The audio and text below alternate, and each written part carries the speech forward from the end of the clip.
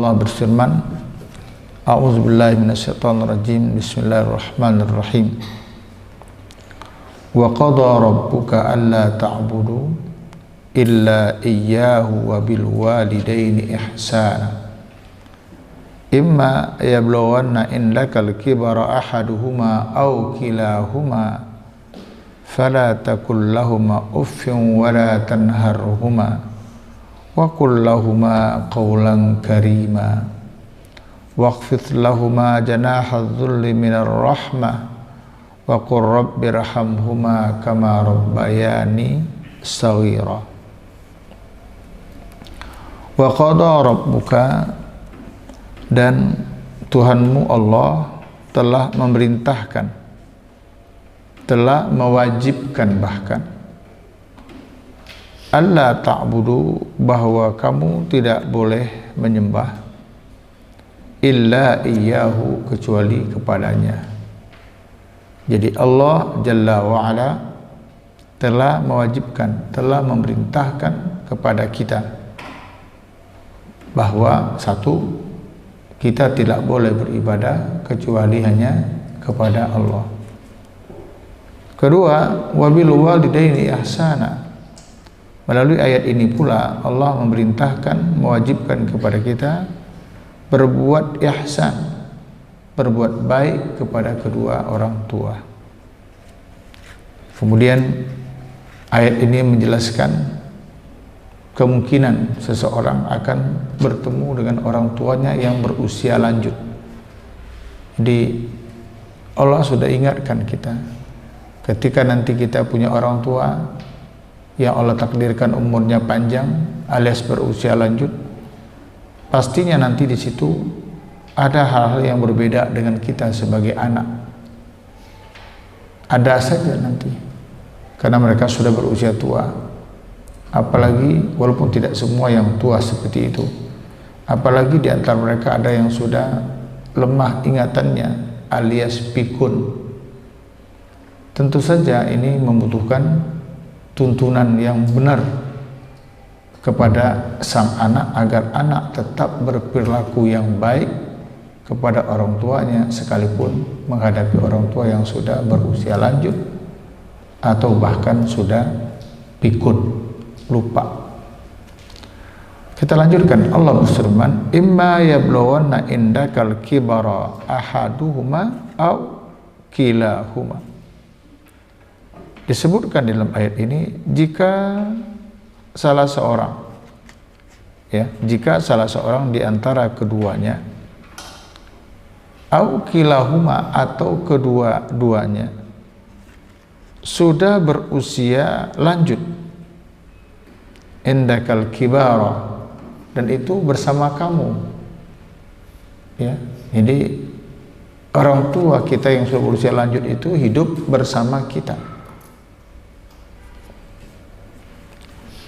Karena kemungkinan ada tingkah lakunya yang tidak seperti kita harapkan, bisa aja itu terjadi. Allah berpesan, fala takul lahuma uffin, janganlah kamu katakan kepada kedua orang tuamu itu yang sudah berusia lanjut tadi uffin, yaitu perkataan ah atau cih. Wala tanharhuma, dan jangan pula kamu menghardiknya, mengeluarkan suara yang lebih keras, tinggi terhadap ibu dan bapak. Jadi ada dua larangan. Jangan sampai ini anak melakukan yang dua ini terhadap orang tuanya yang sudah berusia lanjut. Nanti kita jelaskan. Tapi di situ juga ada perintah, wa qul lahuma qawlan karima. Katakanlah kepada ibu bapakmu, kepada abah dan emak kita, qawlan karima, perkataan yang mulia, perkataan yang menyejukkan, perkataan yang membuat dia nyaman. Anak-anak sekalian, kita olah dulu. Allah menyebutkan, jika manakala nanti kedua orang tuamu atau salah satunya berusia lanjut bersama kamu, Kalau gitu ya, kalau ibu bapak kita masih muda, dia masih mandiri secara ekonomi, dia tidak menyusahkan anaknya, bahkan anaknya malah yang terbantu. Dari kecil kita kan disekolahkan, dididik oleh orang tua kita. Apa yang dilakukan oleh ibu bapak relatif masih bisa dilakukan secara sendiri, alias mereka mandiri, tidak membutuhkan kita. Tentu saja pada kondisi yang seperti itu tidak ada space, tidak ada ruang bagi kita untuk durhaka. Kalian minta duit masih dikasih. Apa alasan kalian untuk marah-marah, ngomel sama bapak dan ibu? Pagi-pagi dibangunin untuk beribadah, habis itu bisa jadi kalian bermain atau tidur. Nanti sarapan ketika pengen sudah disiapkan. Mana kesempatan, mana luang untuk durhaka? Kan tidak ada. Tetapi lain persoalannya kalau sudah kibar, sudah berusia lanjut. Lain keadaannya kalau sudah tua, sudah sakit-sakitan, bahkan tadi digambarkan sudah pikun, ingatannya sudah lemah. Bukan hal yang mustahil nanti muncul ucapan-ucapan atau perbuatan yang tidak sesuai dengan apa yang diinginkan oleh sang anak. Bisa aja seperti itu. Kalau dengan orang lain berbuat tidak seperti yang diharapkan, kan bisa saja kita marah. Kalau orang lain, kenapa begitu? Kan nggak boleh begitu. Ngapain sih dikerjain yang kayak begitu? Seharusnya kan begini, kenapa jadi begitu? Itu bisa, bahkan dengan suara yang tinggi sekalipun bisa aja terjadi.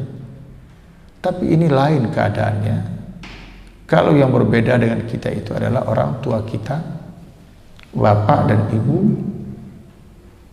Bahkan di saat mereka bisa jadi komunikasi dan kita itu sudah mulai lemah karena disebabkan oleh ingatan mereka yang lemah. Fisik mereka sudah lemah, ingatan mereka sudah lemah. Banyak yang lemah. Yang kuat itu kalau orang tua sudah selanjutnya itu adalah perasaan, ya, bapernya yang semakin meningkat,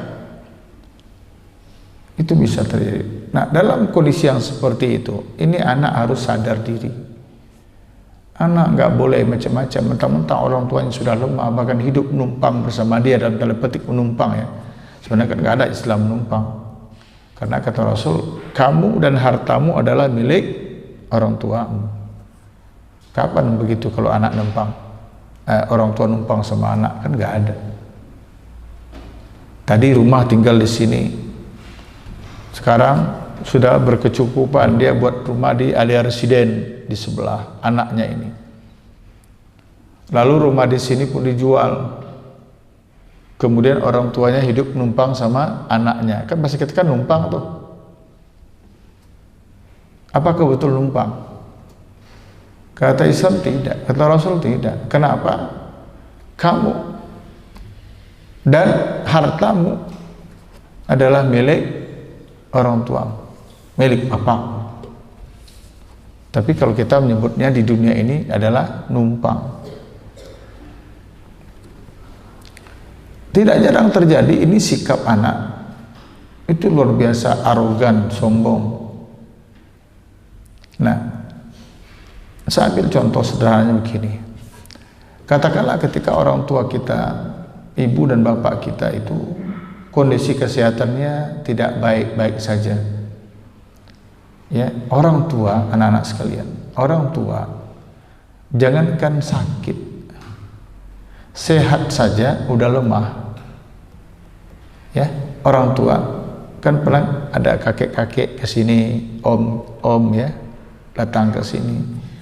Padahal dia sehat, Tapi untuk berdiri dari rakaat pertama ke rakaat kedua saja begitu sulit, pada sehat. Bagaimana kalau dia sakit?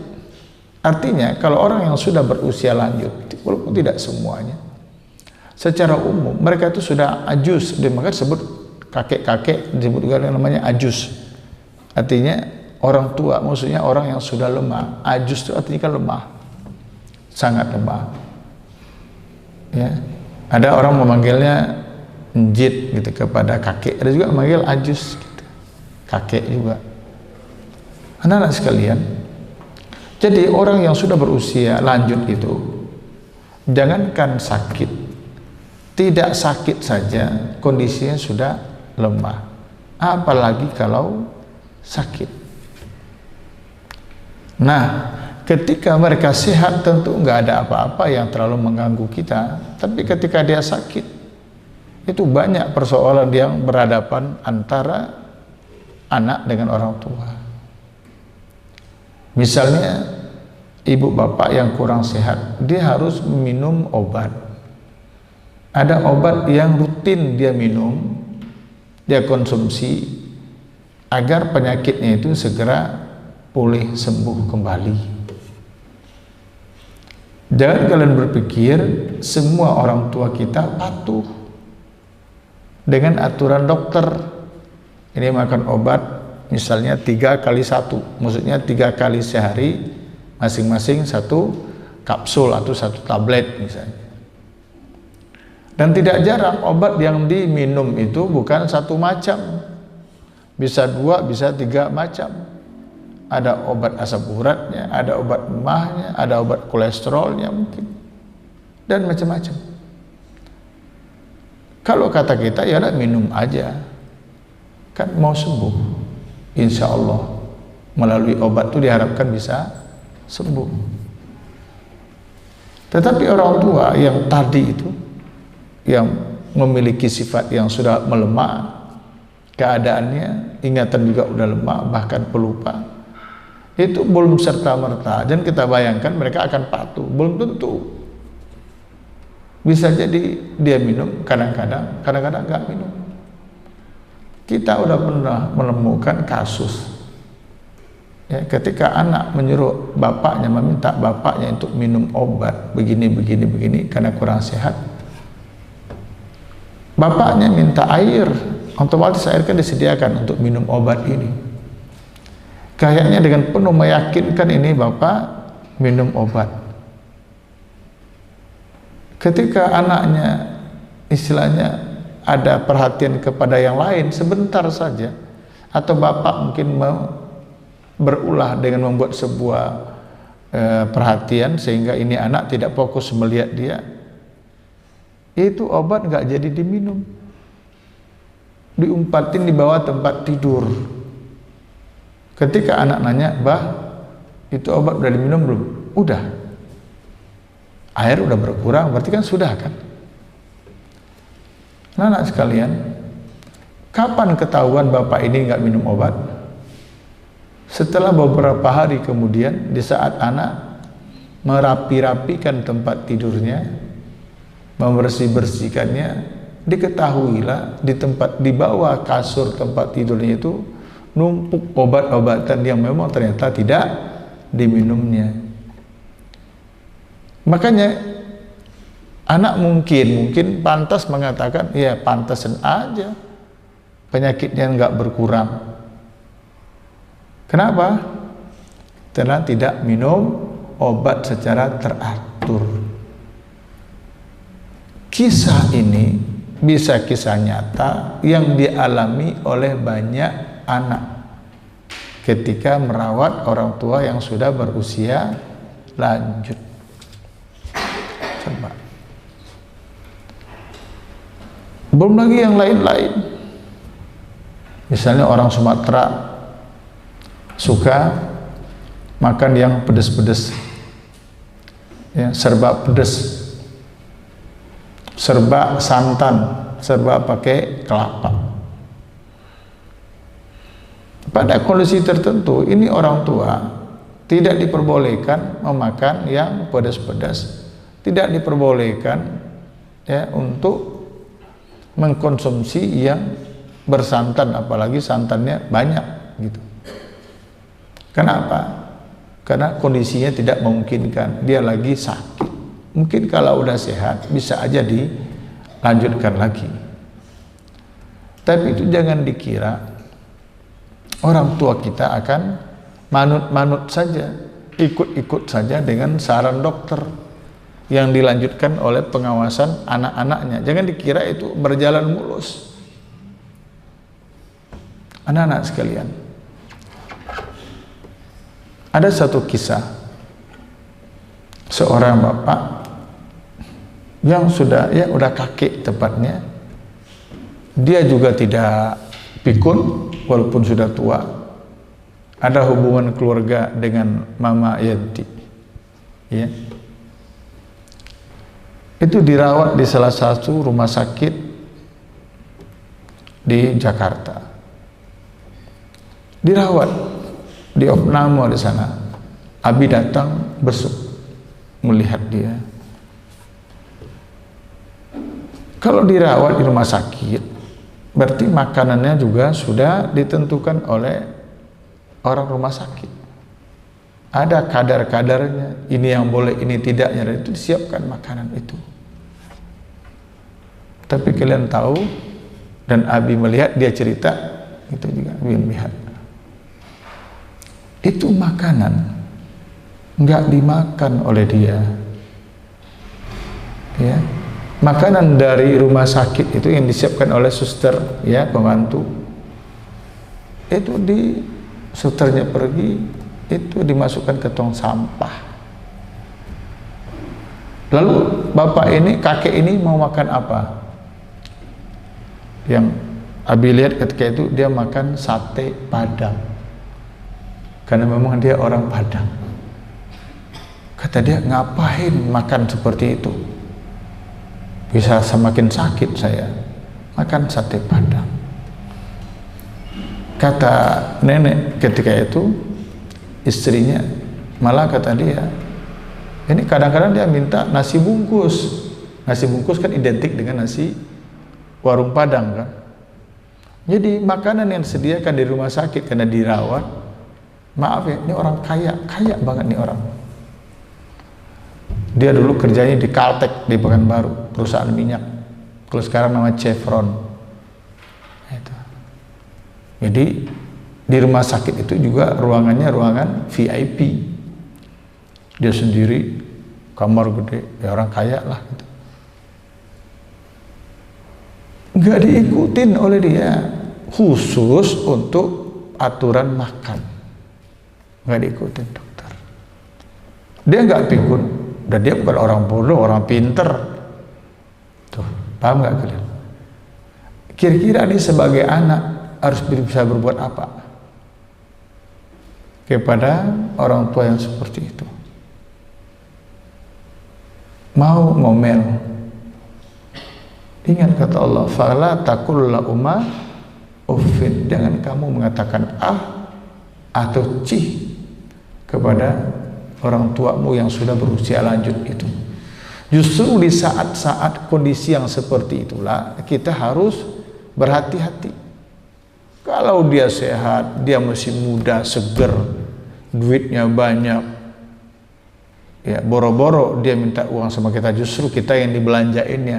Ya nggak ada alasan lah untuk durhaka, nggak ada alasan untuk berkata yang tidak-tidak.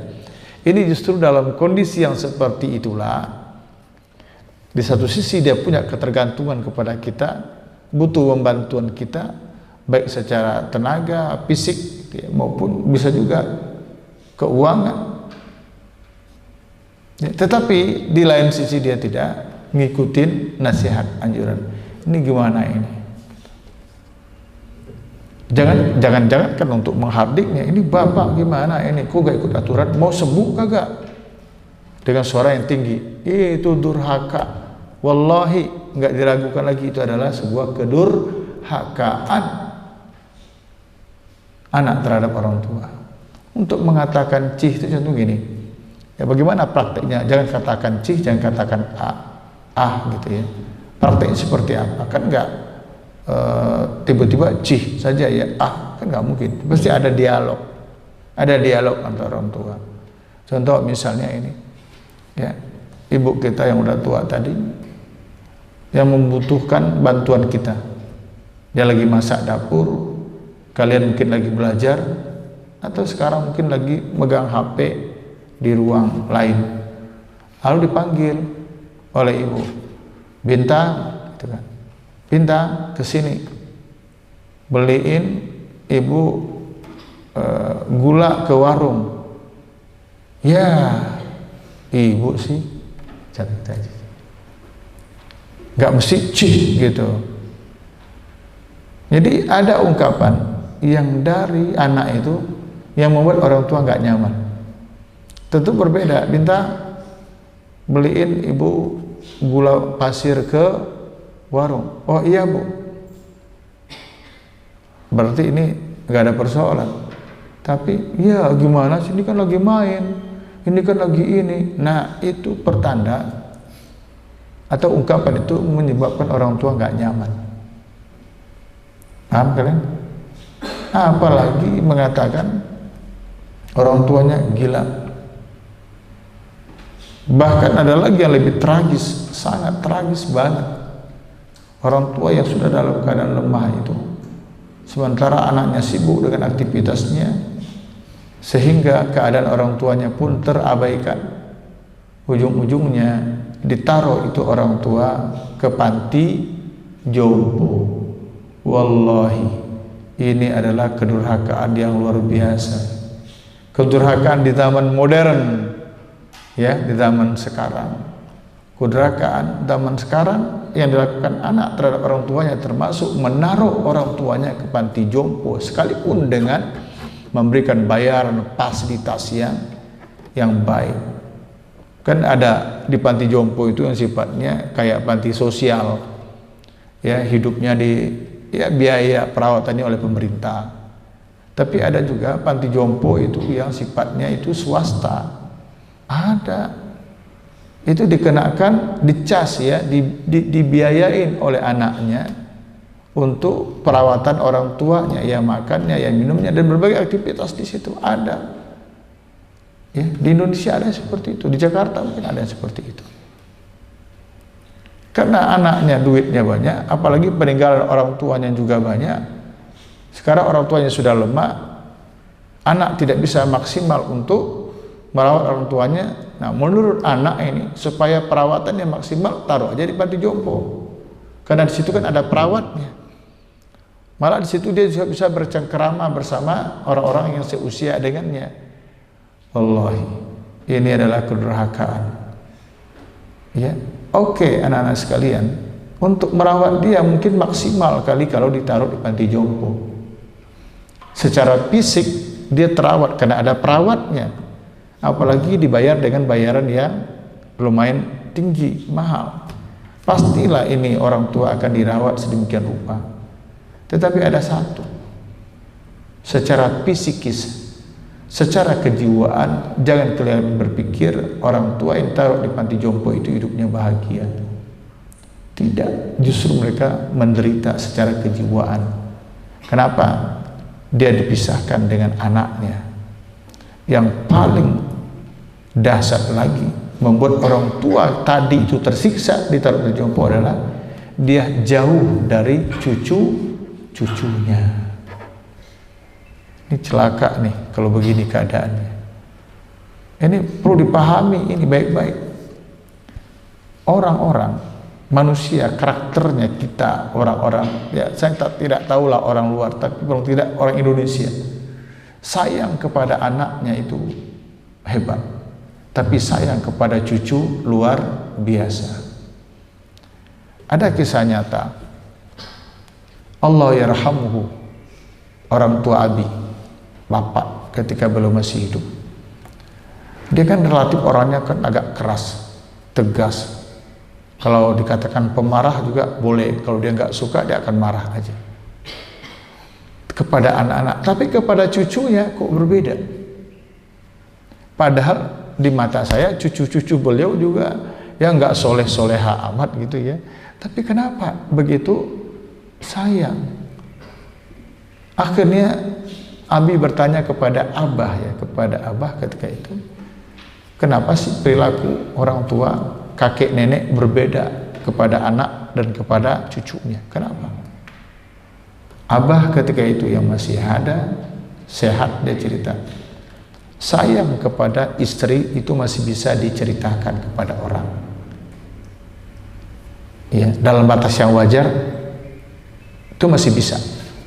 Sayang kepada anak masih bisa diceritakan, tapi sayang kepada cucu katanya nggak bisa diceritakan, hanya bisa dirasakan. Tuh. Jadi kalian besok kalau udah gede, ada anak kalian yang agak nakal, jangan jelekkan anak kalian di depan kakek neneknya. Dia marah. Misalnya, ini anak ini nakal banget ini. Nanti neneknya, kakeknya jawab, nah, lo dulu lebih parah dari ini.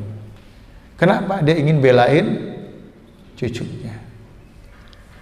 Coba. Ya. Itu kisah nyata itu. Ketika anak minta duit kepada ibunya, kepada bapaknya, bapaknya nggak ngasih, ibunya nggak ngasih. Bukan karena tidak ada, ya, tapi ada saatnya dikasih, ada saatnya tidak, gitu. Ketika tidak dikasih oleh bapak dan ibunya, kemudian kakek mendengar cucunya nggak dapat duit, kakek yang manggil ke sini. Itu terjadi dalam keluarga Abi.